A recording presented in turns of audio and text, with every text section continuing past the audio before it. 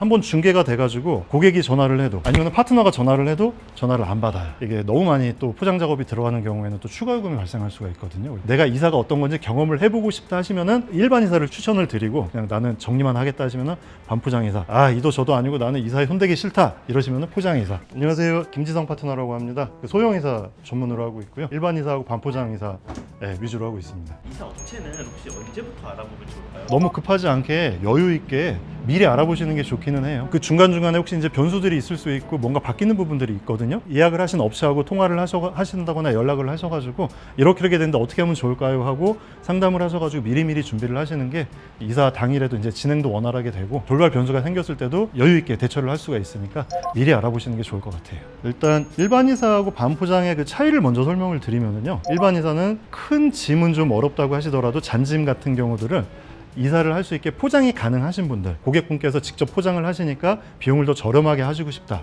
하시는 분들은 일반 이사로 진행을 하셔서 미리 준비를 다 해주시면은, 저 같은 경우에는 가서 이제 큰 짐 포장이 좀 어려운 부분들, 또 매트리스 같은 거, TV, 거울 이렇게 좀 파손 위험이 있고 이런 부분들은 제가 이제 보양을 해드려요. 비용을 좀 저렴하게 하시고 본인이 직접 어느 정도는 하실 수 있는 부분들, 그런 분들은 이제 일반 이사로 진행을 하시고요. 다음에 이제 반포장 이사 같은 경우에는 그 잔짐들을 직접적으로 하시기 어려우신 분들, 박스도 준비를 해야 되고 비닐도 준비를 해야 되고, 근데 정리는 내가 지금 할 수 있을 것 같은데 포장하기는 어렵겠다라고 판단이 드시는 분들은 반포장 이사를 요청을 하시게 되면은 저희가 이제 박스 바구니를 준비를 해 가서 고객님하고 같이 포장을 해서 도착해서 풀러드리면은 이제 정리는 직접 하시고, 내가 이사가 어떤 건지 경험을 해보고 싶다 하시면은 일반 이사를 추천을 드리고, 한번 해보셨는데 너무 어렵다, 그냥 나는 정리만 하겠다 하시면은 반포장 이사, 이도 저도 아니고 나는 이사에 손대기 싫다 이러시면 포장 이사, 이렇게 해주시면 될 것 같아요. 미리 좀 준비해야 될 것들이 좀 있을까요?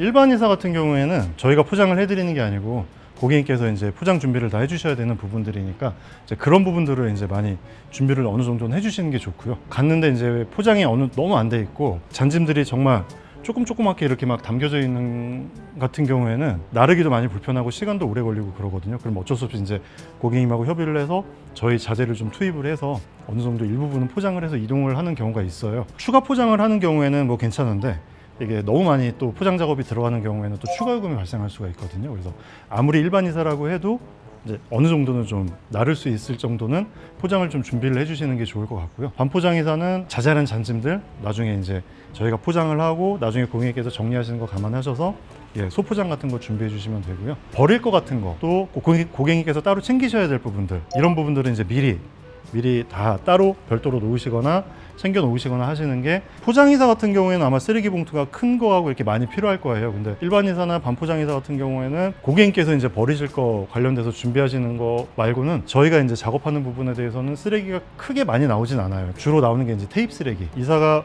완료가 되면은 저희가 이삿짐을 꺼내 드리고 포장을 해체를 하거든요, 박스를. 그때 이제 테이프 쓰레기가 나오는데 그거 이제 버릴 수 있을 정도의 조그만 쓰레기 봉투면 되실 것 같고, 쓰레기 봉투는 포장 이사 때는 좀 큰 거를 준비를 해주시는 게 좋다.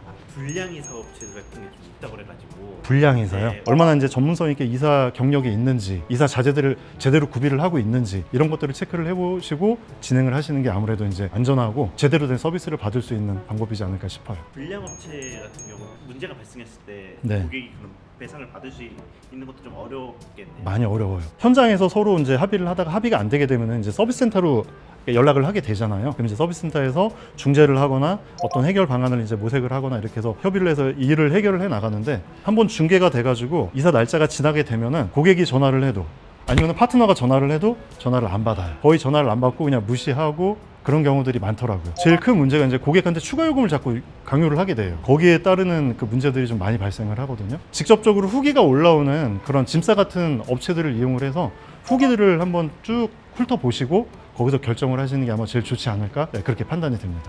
짐사에서는 이 모든 걸 다 한 번에 확인할 수 있는 걸로 알고 있습니다. 네, 맞습니다. 네, 제가 짐싸 가입을 할 때 사업자 등록증도 요청을 하시고 이사 경력이 얼마나 되는지, 자재를 얼마나 구비를 할 수 있는지, 그 외에 이제 고객들이 요구하는 서비스, 뭐 침대를 해체를 한다던가 에어컨을 분리를 해준다던가 그런 부분들을 다 체크를 해주시거든요. 그래서 프로필상에 그런 부분들이 다 나오는 걸로 알고 있어요. 그래서 고객분들이 그런 걸 다 확인을 하시고 필요한 서비스가 가능한 업체를 선택을 하시면 될 것 같아요. 짐싸에서 가장 좋은 점이 안심 플러스라는 제도가 있어요. 고가의 제품이 만약에 이제 파손이 됐다거나 아니면 파트너가 너무 부담이 된다, 이런 부분들은 이제 짐싸에서 많이 커버를 해주시거든요. 고객분들한테도 플러스가 되고 또 저희 파트너들한테도 플러스가 되는 것 같아요. 그래서 너무 좋은 제도가 있어서 가지고 저희가 일할 때 정말 안심을 하고 일할 수가 있어서 좋습니다. 이용해 보신 적은 있으신가요?